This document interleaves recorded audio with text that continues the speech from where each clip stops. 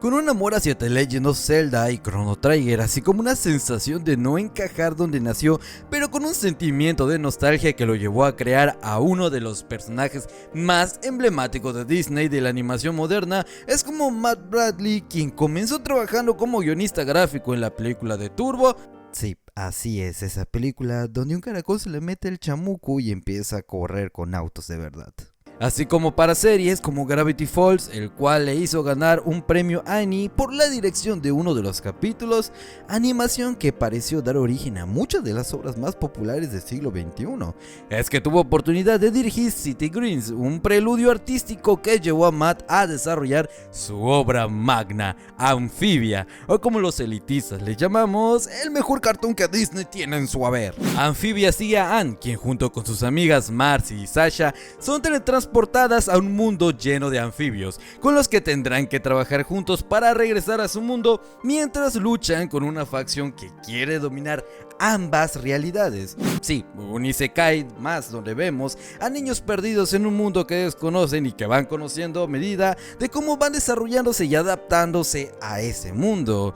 Creo que Disney descubrió lo poderoso de esta clase de historias. La obra empieza algo diferente a lo que muchos isekais nos tienen acostumbrados. El autor nos pone en una situación donde se nos muestra a la protagonista como una amenaza. Iniciamos desde los zapatos de Spring y cuando conocemos a Anne, un madrero de preguntas se nos viene a la mente. Lo mejor de todo es que no inicia con la típica explicación que todo autor nos brinda a manera de prólogo mostrados en cualquier isekai, ni con un personaje explicándonos quiénes son o qué son. La obra nos cuenta todo su contexto a través de los capítulos y se da tiempo de expandirlo y mostrarlo a través de las relaciones que se van dando entre los personajes y las subdramas de cada episodio, así como los escenarios que nos describen y nos muestran un mundo más grande de lo que normalmente podríamos encontrar en este tipo de obras, sobre todo en obras sacadas por Disney. Esto es maravilloso porque no caemos de lleno en la trama y nos brinda ese factor sorpresa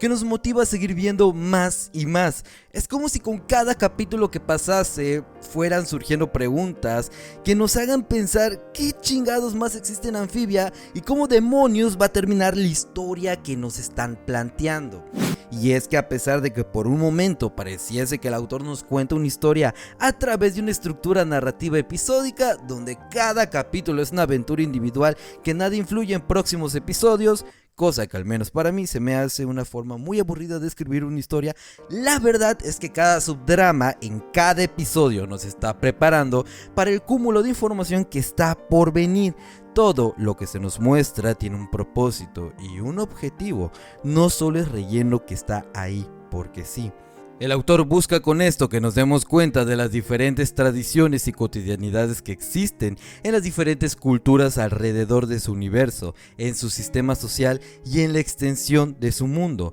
Aquellos episodios donde vemos a Anne jugar a algo parecido a lo que es el básquetbol o yendo a nadar con Spring no son cosas que se pusieron ahí solamente para rellenar. Estos capítulos nos van mostrando cada vez más la cultura detrás de la comunidad que acoge a Anne, y lo mismo sucede cuando vemos a Sasha convivir, pelear y hacer tratos con los sapos, así como la convivencia que tiene Marcy con el rey.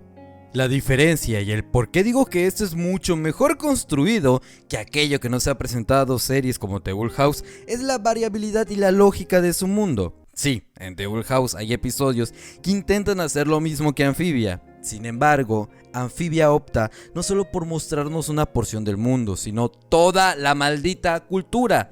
Cosa que incluso lo vemos en la forma en cómo las diferentes especies de anfibia se han desarrollado en un sistema de castas, el cual se define como una estructura que clasifica a las personas por razas y cruces étnicos para organizar un sistema social estratificado. Sí, Amphibia nos enseña historia. Siendo las ranas las agricultoras que hacen funcionar al mundo con su trabajo y que muchas veces son menospreciadas por parte de otros miembros del mismo universo, como lo vimos cuando Abu Hop trata con desesperación de buscar a alguien con quien hablar de hortalizas o temas relacionados a la agricultura. Luego están los sapos, quienes fungen como poderío militar dentro del mundo, y al final tenemos a las lagartijas, a quienes podríamos clasificar como los nobles, aquellos que controlan la economía y la ciencia. Es así como todo Absolutamente todo aquello presentado nos da una idea de lo extenso que es el mundo de Amphibia, cosa que por sí sola ya nos llena con una imagen mental de dicho mundo y que el autor alimenta con la lógica de su universo a través de ciertos guiños. A pesar de que la construcción del mundo de Amphibia es impresionante hasta el punto de tener sus propios elementos lingüísticos, lo más increíble viene con todo el desarrollo de personajes que hay detrás de las protagonistas. El autor manda a la Gaber el estereotipo de somos mejores amigos, qué bonita amistad por siempre, e introduce conflictos reales que le dan desarrollo al apego de cada personaje. Que sí, Spring y Anne son muy unidos, pero en un capítulo vemos cómo es que se llegan a pelear por diversos motivos y como todos sabemos, las relaciones siempre llevan consigo todo tipo de conflictos, lo que hace una maravilla el cómo se construye la dinámica de personajes y por Dios, amé la forma en cómo Sasha y Grimes se relacionan, cuando pasan de ser enemigos a sacrificarse el uno por el otro. Lo mejor de todo esto es que podríamos quitar toda la parte de la acción y la conquista y quedarnos solos con la dinámica que hay entre los personajes y sería un slice of life perfecto, ya que hay un madrero de capítulos donde vemos la dinámica de cada uno de los personajes con otros, no sé ustedes. Pero yo me quedé con ganas de ver cómo se desarrolla la relación entre Spring y Sol o un proceso más detallado del perdón de Anne y Sasha hacia Marcy.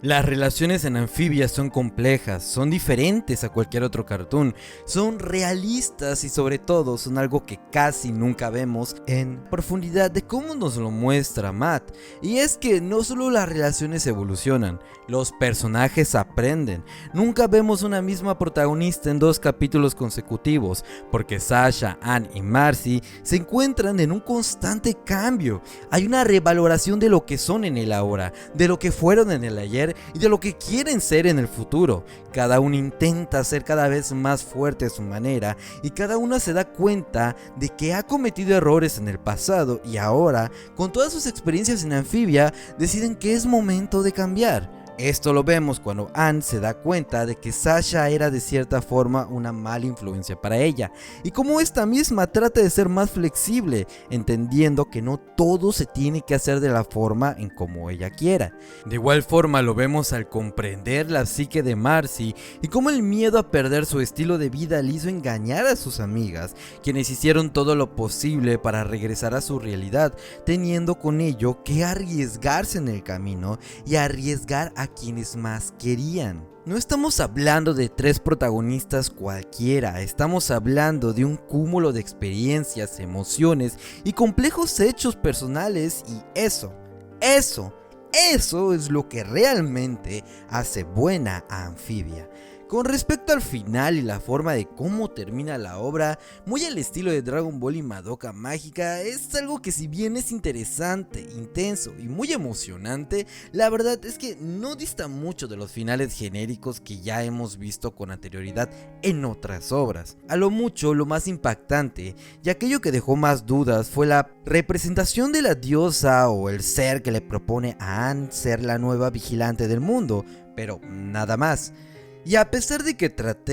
realmente traté de buscar algo que no me gustara de la obra, no encontré nada. Personalmente creo que no existen las obras perfectas, pero al menos esta vez no percibí algo realmente importante que bajara la calidad de esta serie. Y tal vez solo para poder encontrar algo podríamos hablar de la duración de los capítulos, pero estos tienen el tiempo perfecto como para no aburrirte, pero también como para mantenerte clavado a la pantalla. Eso sí, hay episodios que son muy olvidables y que no aportan nada a la serie, como el episodio número 15 donde vemos a Anne fingir estar enferma, pero a pesar de ello, en definitiva Amphibia es una serie bien construida, con una mejor ejecución que las otras decepciones que nos ha traído Disney y que incluso hay temas que toca de las que podríamos hacer solo un video entero hablando de eso, como las otras series tocadas aquí en este canal.